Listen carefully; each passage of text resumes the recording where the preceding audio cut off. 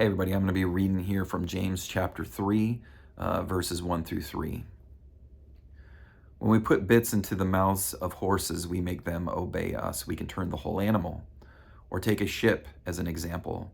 Although they are so large and are driven by strong winds, they are steered by a very small rudder wherever the pilot wants to go.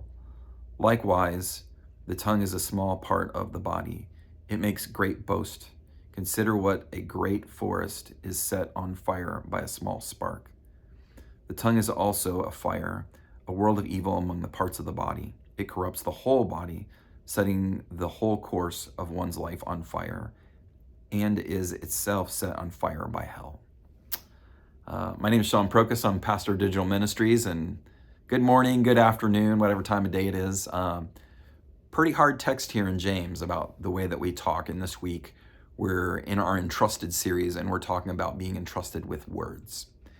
And it's funny, I lived out in Colorado in the mid-2000s, and it was really interesting because we had a whole series of forest fires out there.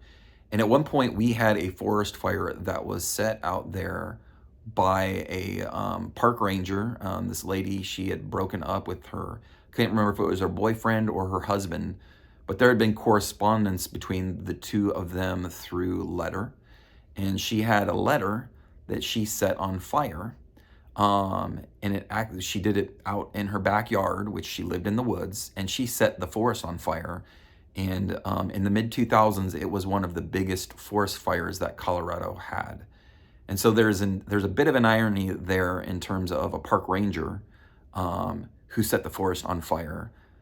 But I want you to think about that for a minute. Like, here are words that ticked her off from her boyfriend. So she set them on fire, and it started one of the largest wildfires that summer in Colorado. I think she ended up going to prison. I know she was fined pretty heavily.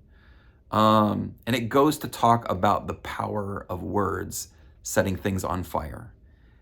James is warning us here that if we're not careful, our words can be a huge problem.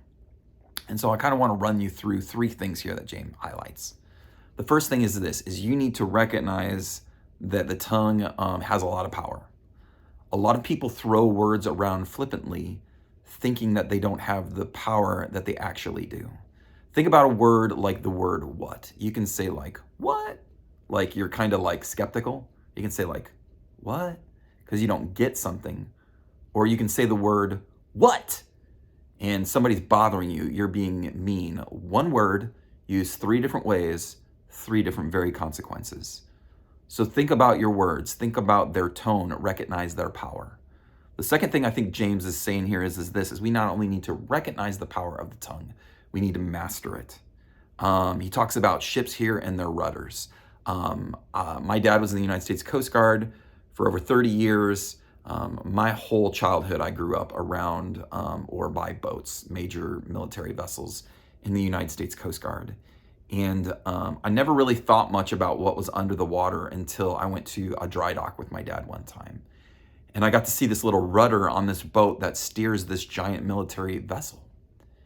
And I remember that being pretty mind-blowing to me, seeing the boat out of the water and seeing the rudder that ran it, that turned it. And the tongue is a small part of the body, but it is very, very powerful. And so in the words of one of my favorite preachers, Tony Evans, he says, we need to master the meat inside of our mouths.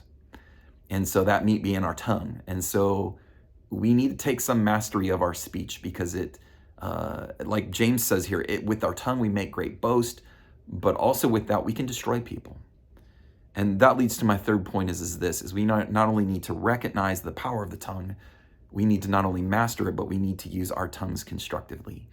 In the way in which our tongues are very destructive, they can also be very constructive. And so I just want to encourage you today, as you interact with friends, family, people at church, people at work, wherever you interact, kind of be milling through your mind, what am I saying and how is it impacting people? And how can I use my words to build others up? Because I'm telling you right now, it's like that lady in the forest with that love letter. We can walk into any environment and in 10 seconds, we can light that place up. Or We can walk into just about any environment, and with our speech, even in bad situations, we can cool things down. We can lead well. We can bless people. We can worship God. So I want to encourage you guys today to not light fires with your tongues, but to bring life into people's lives. God bless.